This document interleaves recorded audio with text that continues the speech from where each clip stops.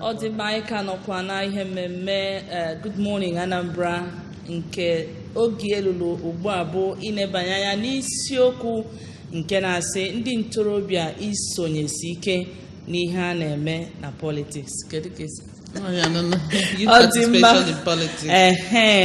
Anyị na-anya na a na-akwadosi ike n'ụzọ pụrụ iche mmemme iji rọpụta ndị ga-achịgasị dịka arọ 2019 na-abịa n'afọ na-abịa abịa wee na-ekwu na ndị ntorobịa ga-esonye ma ụmụ nwaanyị ma ihe niile, mana ị na-anya ka ihe si gbatakwụlụ ọ dịka ga-asị na ndị a na-atụ anya ha na ha esonyechazi, maka na anyị ma na onwe onye dị 79 years abi 75 years enyelu tiketi kịta ịbụ ndị ga-eso wee zọọ ọchịchị.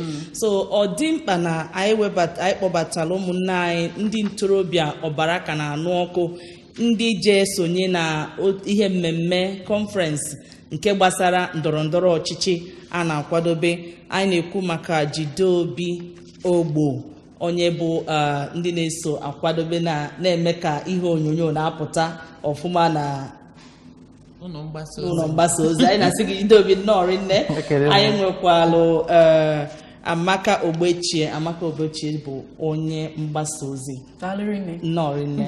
Amaka, ka anyị ga-achị ya na ime studio anyị ka anyị wetalụ gị ihe onyonyo gbasalụ ihe a ha jelu maka ya. Ọ bụ na anyị wetacha ya na chitezie ka ha kọọla anyị ka ha si je na mkpa ọ dị na ha sonye n'ihe a na-eme. Ngwa apụla.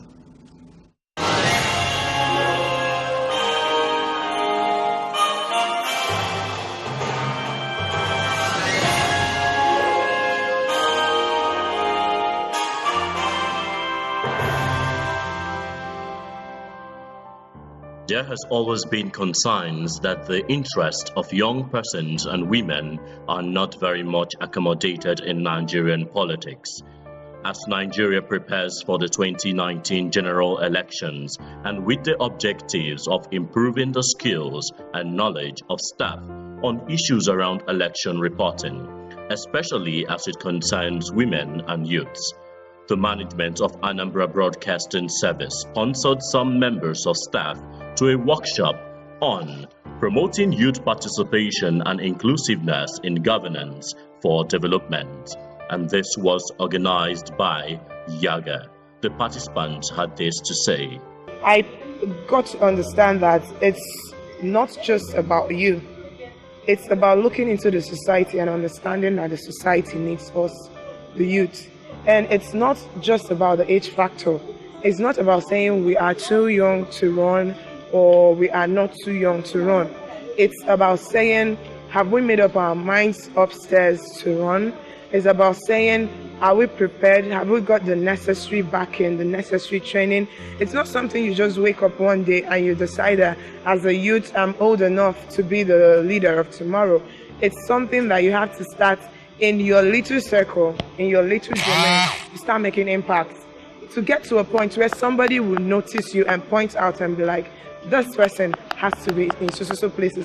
And then I also learned from this seminar that there is need for us to back up each other. I want to say one of the basic things I learned from this summit was to get involved in politics, not really like coming out for a political position, but you have to know what's happening and also actively, see how you can influence the people around you in the sense that you let them know the right thing to do when it comes to their community politically.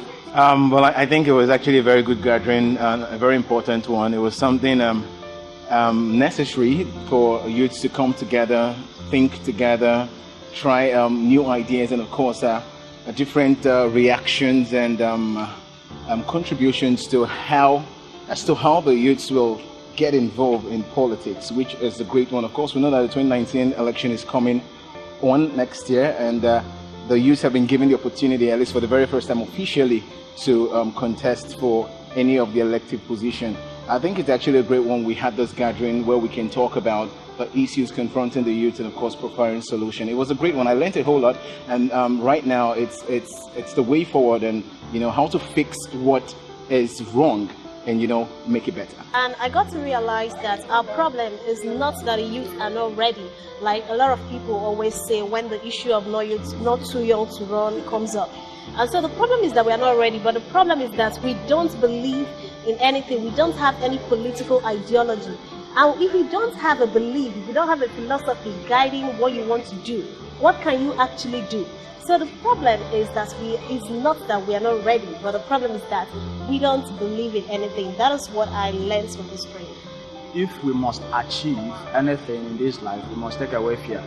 Because I know that in so many things, fear must block your maybe progress or anything. So mostly in politics, fear has been our greatest challenge.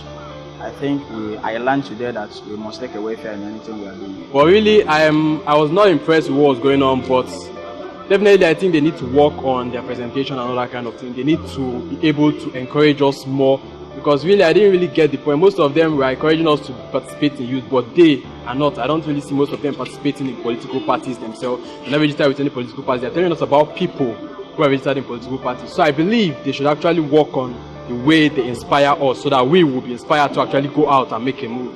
Okay, so today was all the push that I needed, because I've always had it in mind to have a participation in governance, and then I learned that I've usually seen the hashtag not too young to run, and today I found out that Yaga was that brain behind it. Although it's a very good movement, although I also have my ideologies and skepticisms about it, but then today I learned that it's not good for you as a youth to sit down and fold your arms and watch the government do whatever they want to do. So it's good for you to have participation in government, and as well as encourage yourselves.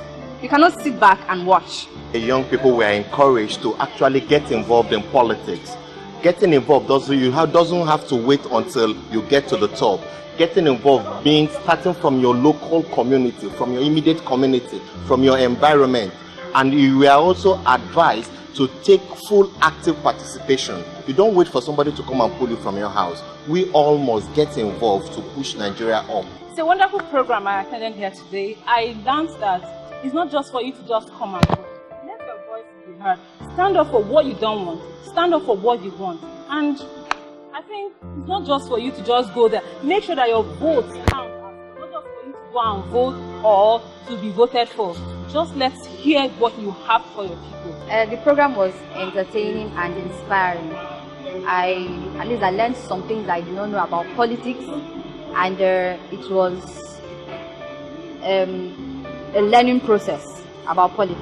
The number one thing that interested me most today is the age reduction. Now I believe that we are really the leaders of tomorrow, we the youth ourselves. It's high time I have to overcome my fear factor and get involved in the politics. Even if, let's say for instance, going home and getting involved in the local politics, so as to know what is happening in my community and all, let me say, the place around me. Today's topic, I learned we youth should be a voice and not an echo. We should speak out and participate in anything that has to do with politics. Before any youth engage in political activities, you must have a set mindset. It is a mindset that determines what you will do. You're moving forward and you're moving backward. We can't just say we are not too young to run when we are not going to support each other. When you see a youth out there, encourage the youth. When you encourage a youth and a youth encourages another youth, before you know it, you will have youths that feel and believe that indeed they can actually be the leaders of today and no more tomorrow. So I really learned a lot from this seminar, and when I stepped out into the society, I hope to make an impact, and I hope to encourage somebody, especially somebody who feels they can make an impact too. Just like some of the participants have said, young persons must begin to show interest in the political process, both at the international, national, state and community levels. They must also participate one way or the other, either as community mobilizers and on social media, vote during elections and stand to be voted for during elections. Young persons must collaborate and support each other in the process. The future of Nigeria is in the hands of the youth. The future starts now. Get involved.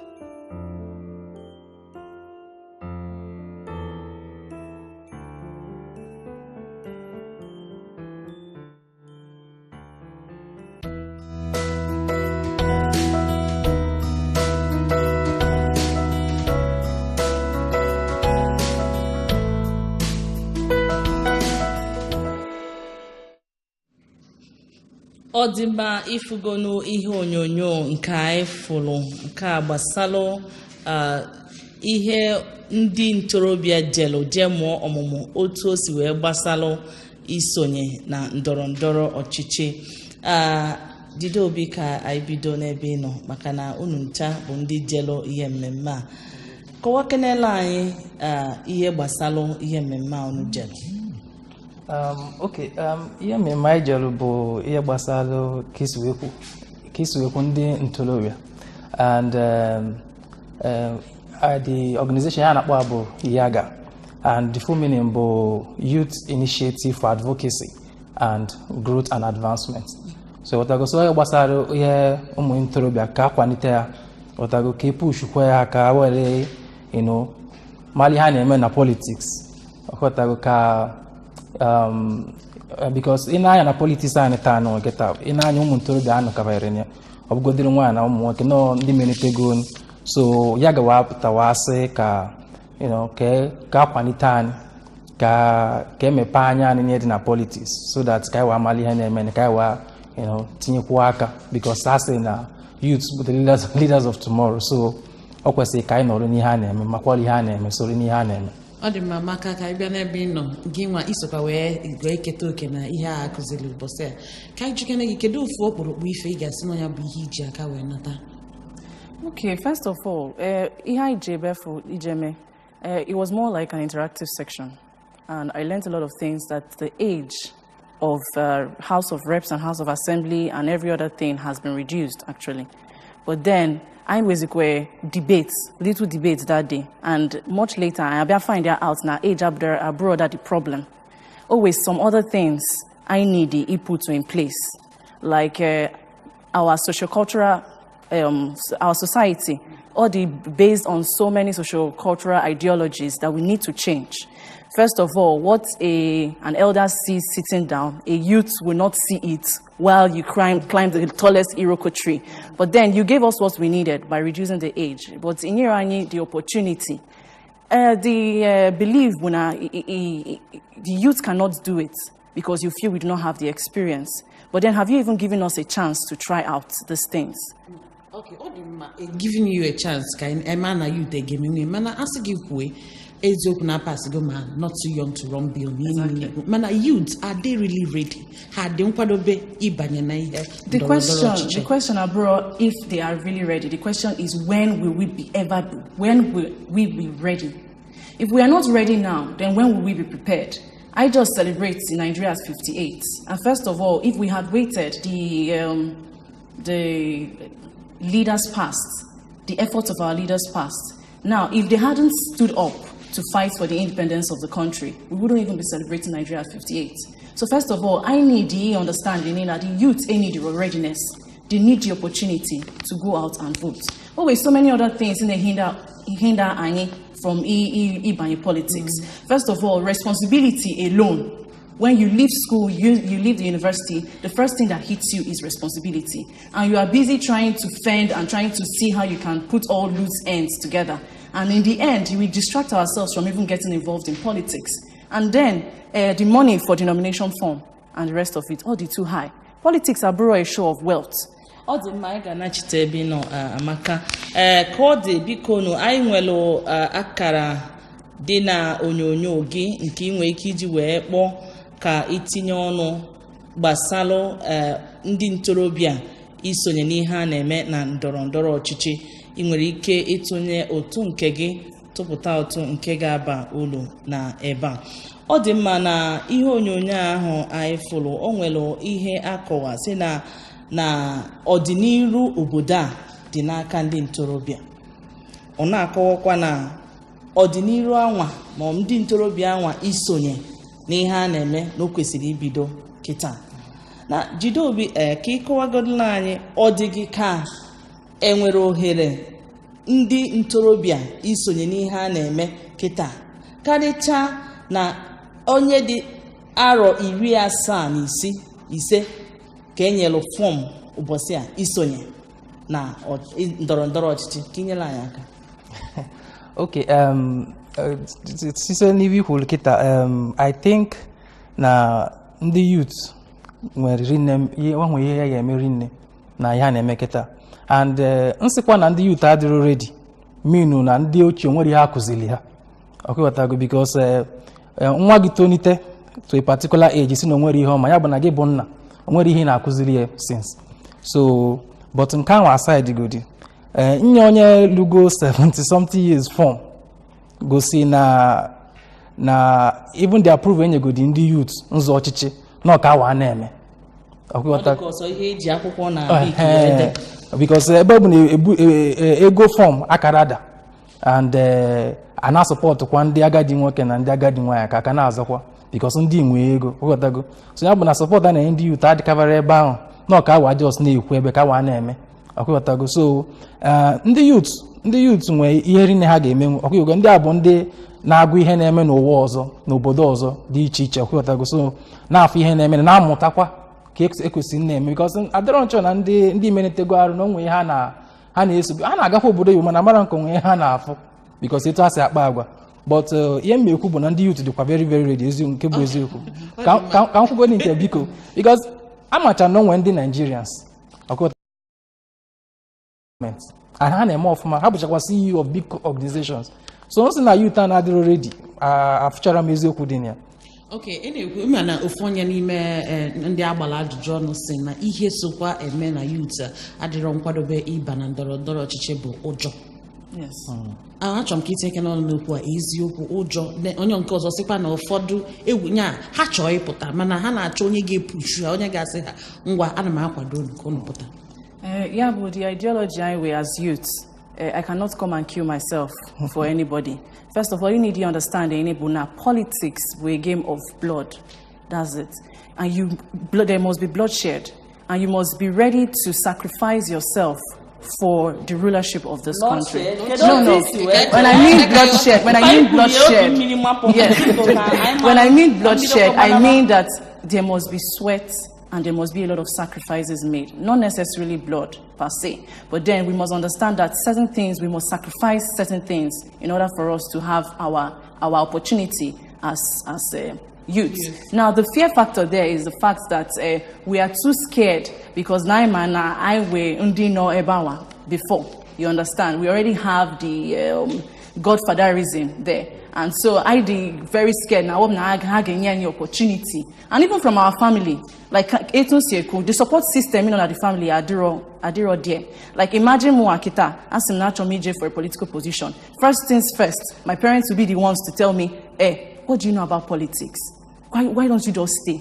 Why do you want to go and sacrifice yourself? Because everybody is scared that this is this because of the way they have seen politics to be as a very dirty game. You understand? But then we need to take away all this fear as youths in order for us to be able to do something for our dear country. Odimma amụrụ mma ka anyị wetekene ihe a na-eji ndị ntorobịa akwara ngwa ọrụ ịnụ ọgụ na ibu agha ma ọ bụ na a na-eme ndọrọ ndọrọ ọchịchị. Ọ dịghị ka ndị ntorobịa ọ dịgo njikere isonye n'ihe a na-eme ma rapụ tigbuo na zogbe nke ọ na-abụkarị ha nwa ka a na-eji akwara ngwa ọrụ dide. Okay.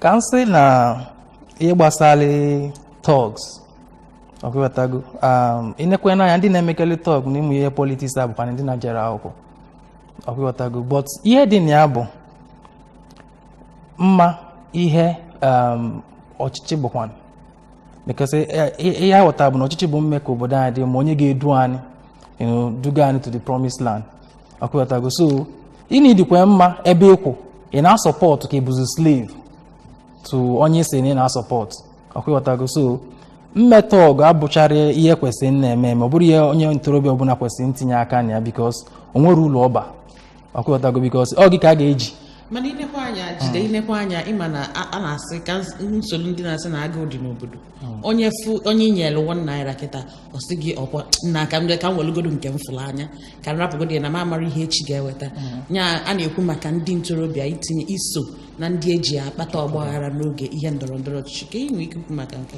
ka enwe ike ikwu maka ya bụ na nchịkọta biko na-achịkọta enwe ike ikwu maka ya bụ na love of country adịrọ na ya ị na-anya ma ndị youth nwe eji eme tọg ma ndị nwe na-achị achị inecha anya ọfụma ebukwa na anyị apụkabere Naijiria nwe n'anya.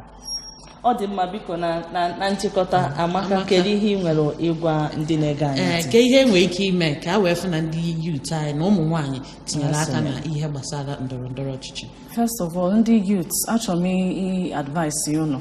It is not not too young to run. It is a thing of you having to clear some doubts, showing the older generation na anyị nwa wezikwa ike imewu ọchịchị. I suppose brought about a thing of SBA, Sweet Boys Association, or Slave Queen and Kings. It is time for us to stand up for our rights and show that we can actually clear doubts and we can actually come out to actually rule this country. Ọ dị mma anyị na-ekene unu rinne unu gbọrọ ihe ewu na-ata ma ọ bụrụ ndị be Amaka ịghọtakwara nke a. Ọ dị mma Jide Obi Ogbo anyị na-ekene gị rinne maka isonyela anyị na-ekenekwa unu na ihe unu ji ama m na dịka otu unu sikwu unu mụtara ihe rinne na kọnferensị a unu je. Amaka Ogbechie anyị na-ekenekwa gị maka ịbịa sonyela anyị daalụ nụ rinne.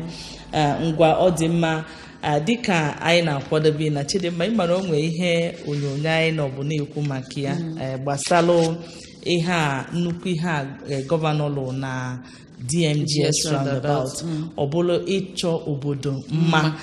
Nke bụ eziokwu bụ na ị na-anya na ọ bụ na ị na-aga ebe ahụ maka mmụọ na-agakarị akụkụ ebe ahụ o nwere flowers akọcha n'akụkụ ebe ahụ na-acha edo edo ị na-aga ị na-afụ ihe bụ ndụ ị na-ekuru ndụ nke kasị ya bụ na ịga ebe a n'abalị ma mgbe ịgatụ gị n'abalị ịga ebe a n'abalị ụdị ọkụ na-enwugodo ebe a ịfụ na ọ dị ka revive go the city of Onitsha. Ịma na o nwere onye postụrụ ihe ahụ na social media mmadụ wee na-complain na ụzọ adịrọ mma mụ n'obi m na-asị na ịma na a na-eme ọnwa a na-eme ibie maka na a ga-ebidogodu n'ofu ebe ama nọzi gbakọ aka sị na a na-eche ka emetacha nke ọzọ ghara ime nke ọzọ no by the time emechalụ nke a ị na-anya na-akọfu asị mba n'ihe a adịrọ mma ịdị ebe a na ọ dị ebe a na ọ ga-emebi nke nnukwu alụ so otu a ka nsi wee debeli ya ha kwuru because na ịma na ndị be anyị na ihe ọbụla imelụ a ga-ekwurili ihe maka ya o wee bụrụ nnukwu ihe ka gọvanọ Obianọ melụ na DMGS roundabout wee mee na-achọ ebe anwa mma ka ịma onwe asịnọ ka ewechita Ọnịcha na wechite ya azụ na ebube o nwebulu enwe ngwa ekwela onye akpụzi wee debe anya bụ Nnamdi Azikiwe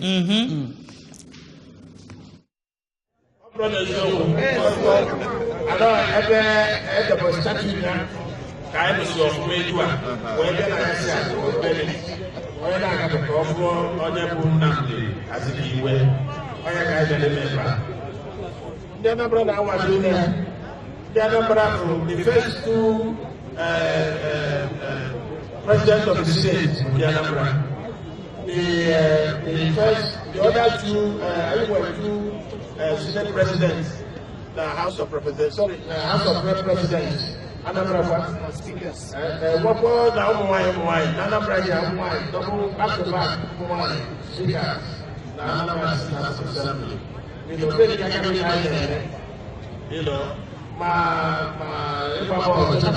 the first gold medal of Nigerian water. Any international competition,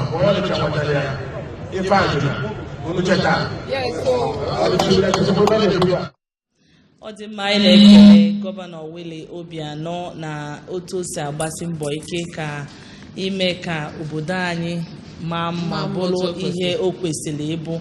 Ọ dị mma ị na-anya n'elu ka o si ama nke a ka ọ ga-abụ enenecha asị na ọ dịkwa ka ewechibego Ọnịcha iwechighị ya n'ọnọdụ ọkwala anyị ngwa na Anambra ga-abụ Dubai n'Afrịka anọnya ka ọ na-eme ihe anyị na-ekene gọvanọ rinne na-asị na ọ ga-adịrị ya na mma otu a na-ebe nwayọọ otu bifo tutu mmalị ya na-aga na ọ bụ alat gọvanọ na ọ bụ nke a bụzi anyị ga-akwụ ya na ọ bụkwa beautification gọvanọ ọ na-ala iche obodo mma otu a ka anyị si afụdebe ya n'ụbọchị taa na Good Morning Anambra nke taa anyị wee na-ekene gị rinne n'isonyela anyị biko ọtụtụ ndị chọrọ ịkpọ ma ha enwetara echi bụ ụbọchị ọzọ anyị ga-ana Chidimma onye ọ bịala ije nwụrụ na mana anyị anachabeghị maka anyị ka nwee nchịkọta akụkọ ya na spọts mana ebe a ka ụtụtụ Anambra na-ebi ka ọ dị nọ